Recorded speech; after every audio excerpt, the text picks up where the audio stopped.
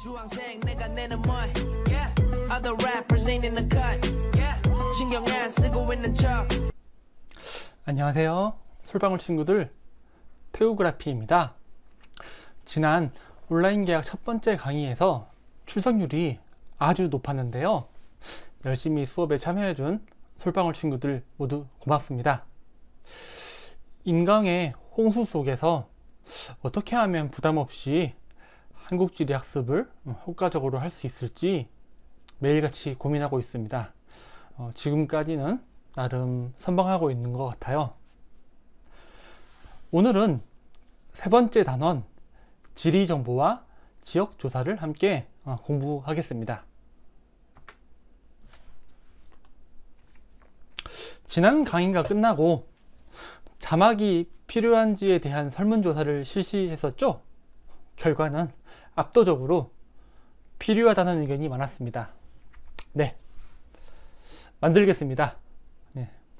여러분이 한국지리 공부를 보다 편하게 할 수 있다면요, 잠자는 거 줄이겠습니다. 밥 먹는 시간도 아끼겠습니다. 학습지를 인쇄업체에 제본에 맡겼더니 전화가 한 통 왔어요.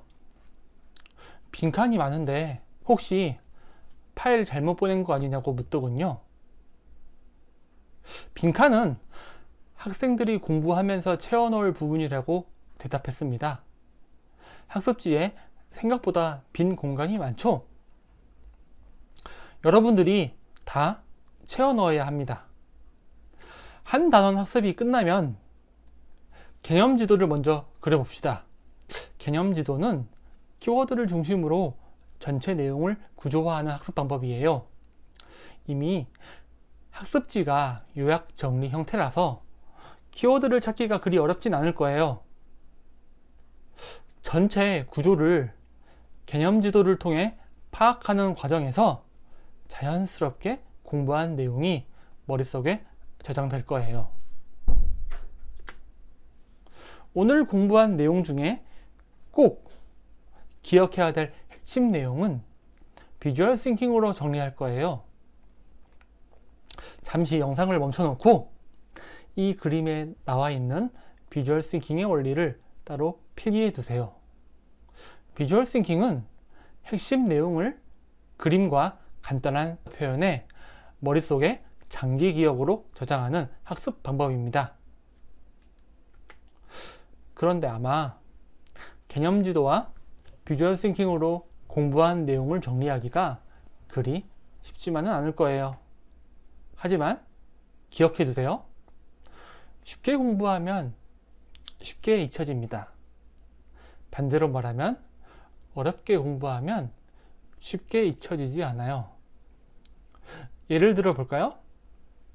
책을 그냥 쭉 읽어나가는 공부 방법이나 인강을 그냥 틀어놓고 시청하는 공부법은 정말 쉬워요.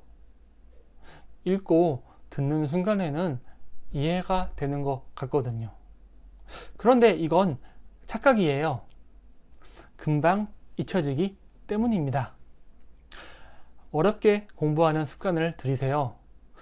공부에 들인 노력은 여러분을 배신하지 않습니다.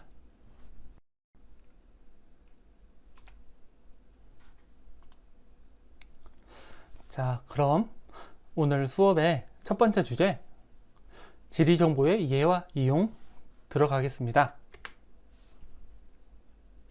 지리정보는 우리가 생활하는 공간과 지역에 관한 정보입니다. 지리정보는 공간정보, 속성정보, 관계정보로 구분합니다.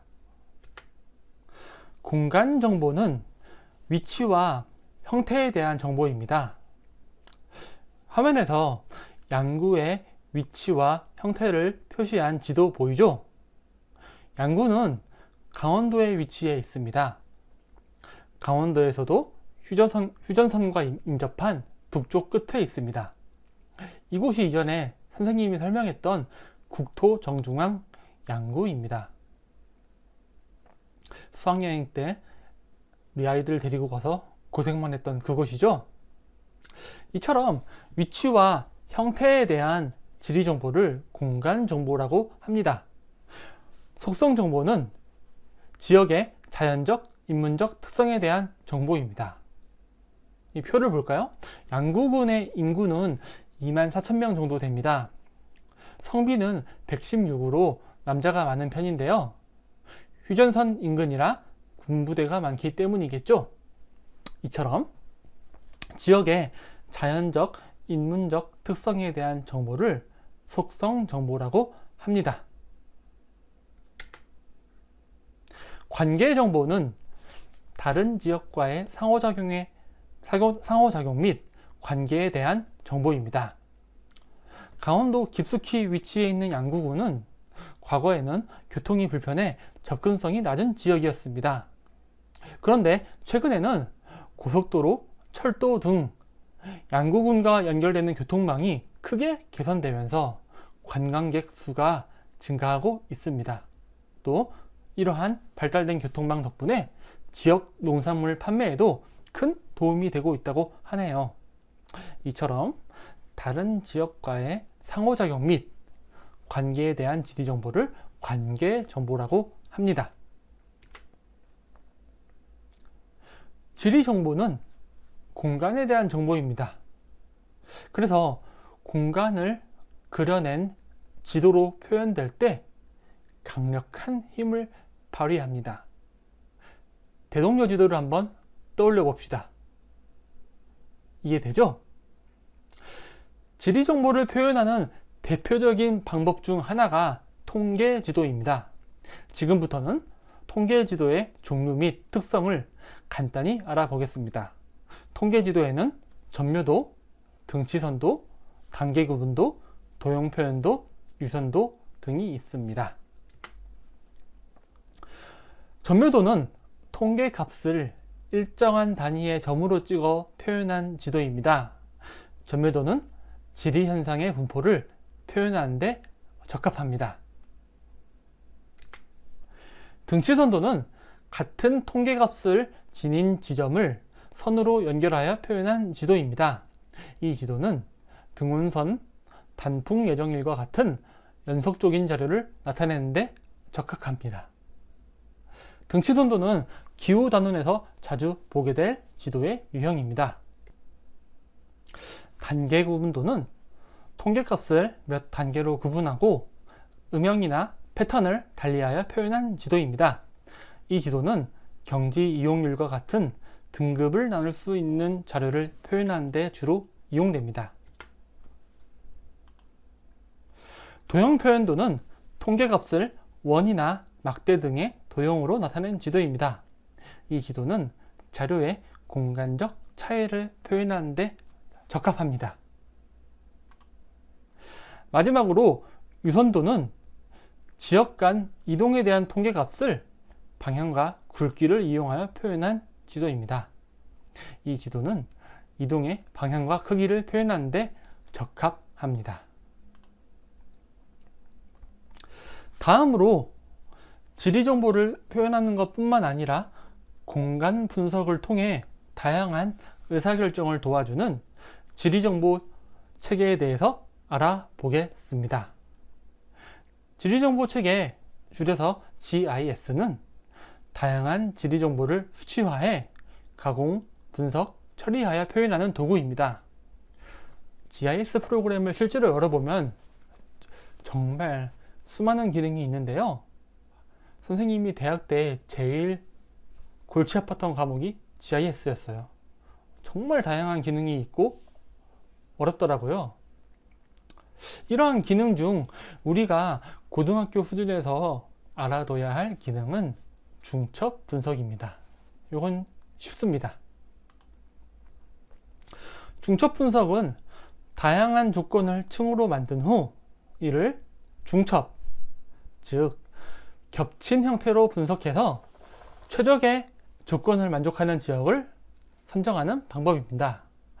교과서에 실린 이 그림을 보면 토지 이용, 인구수, 고도, 경사도 등의 조건을 중첩해서 사용자가 원하는 지역을 찾아낼 수 있습니다. 탐구 활동을 통해 자세히 알아보겠습니다. 우리는 탐구 활동을 풀이하며 지리정보체계의 중첩 분석을 활용해 도서관의 입지를 찾아가는 경험을 할 수 있습니다. 조건 1과 2는 상업지역으로부터 200m 이상 떨어진 곳이면서 주거지역으로부터는 300m 이내에 있는 곳입니다. 토지 이용 지도를 통해 조건을 만족하는 지역을 추려낼 수 있겠죠? 조건 3은 버스 정류장으로부터 200m 이내에 있는 곳입니다. 아무래도 사람들의 접근성이 높아야 이용이 편리하겠죠? 이는 버스 정류장 지도를 확인해 조건을 만족하는 지역을 찾아낼 수 있습니다. 조건 4는 1제곱미터당 지가가 400만원 미만인 곳입니다. 아무래도 예산을 고려할 수밖에 없을 거예요. 이는 지가 지도를 통해 이 조건을 만족하는 지역을 선정할 수 있습니다. 앞서 파악한 4가지 조건을 만족하는 지역을 지도에 표시해 우리는 도서관 입 후보지를 찾아낼 수 있습니다. 그냥 막연하게 어디에 도서관을 지을까 생각하는 것보다 GIS를 활용해서 최적의 조건을 갖춘 지역을 몇 군데 선정한 다음 도서관을 짓게 되면 훨씬 효율적으로 입지를 선정할 수 있을 것이에요. GIS는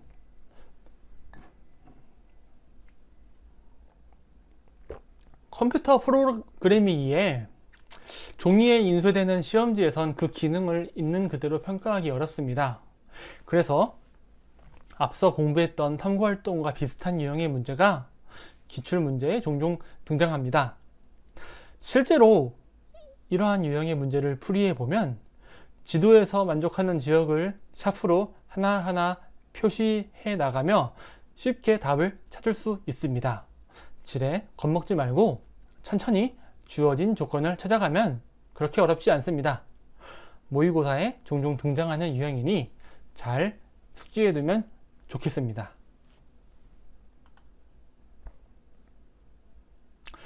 오늘 수업의 2번째 주제, 지역조사의 방법과 실제를 알아보겠습니다. 이 그림은 지역조사의 과정을 나타낸 모식도입니다. 자, 한번 차근차근 알아볼게요. 먼저 조사 목적을 수립하고 주제 및 지역을 선정합니다. 그리고 지리정보를 수집하는데요. 지리정보는 실내조사와 야외조사로 이루어집니다. 수집한 지리정보를 분석한 뒤 토의를 통해 조사보고서를 작성하면 지역조사가 마무리됩니다. 여러분, 수행평가 많이 해봤죠? 수행평가를 해보면 정해진 매뉴얼대로 되는 경우가 실제로는 거의 없었을 거예요. 선생님은 지리를 공부한 사람이지만 부끄럽게도 지역조사를 나갈 때 이렇게 딱딱한 매뉴얼을 그대로 지키는 경우가 별로 없었던 것 같아요. 그냥 이런 흐름으로 진행된다는 정도로만 알아둡시다. 8월 즈음에 우리 솔내고등학교에서는 사회과 현장 연구를 진행할 예정입니다. 코로나가 지금 상태로 유지되며 차츰 잠잠해진다면 8월쯤 버스에 타고 어디론가 지역조사를 떠날 수 있을 거예요. 그때 현장 연구 보고서를 충실히 쓰고 싶은 학생은 지금 공부한 지역조사의 과정을 참고해서 체계적으로 준비해 보길 추천합니다. 지역조사의 과정에서 그래도 이거 하나는 기억해 두고 갑시다. 가끔 물어보는 내용인데요. 지리정보의 수집 단계에서 실내조사와 야외조사를 구분하는 것이에요. 지역에 직접 나가지 않고 실내에서 지도, 문헌, 인터넷 등을 통해 지리정보를 수집하면 실내 조사입니다. 현장에 직접 나가서 관찰, 측정, 면담, 설문, 촬영 등을 하는 행위는 야외 조사입니다. 제자들을 데리고 야외로 지역 조사를 나갈 때면 항상 강조하는 말이 있어요. 아는 만큼 보인다 입니다. 지역 조사가 충실히 이루어지기 위해서는 실내 조사가 잘 되어 있어야 해요. 아는 만큼 보이기 때문이죠. 다음 시간에는 한반도의 형성과 산지의 모습을 공부하겠습니다. 이 단어는 학습 난이도가 조금 높을 거예요. 영상을 시청하기 전에 교과서와 학습지를 통해 예습을 먼저 해보길 추천합니다. 클래스룸 과제 제출로 출결 확인하고 있는 거 기억하고 있죠? 자, 그럼 다음 시간에 다시 만납시다. 감사합니다.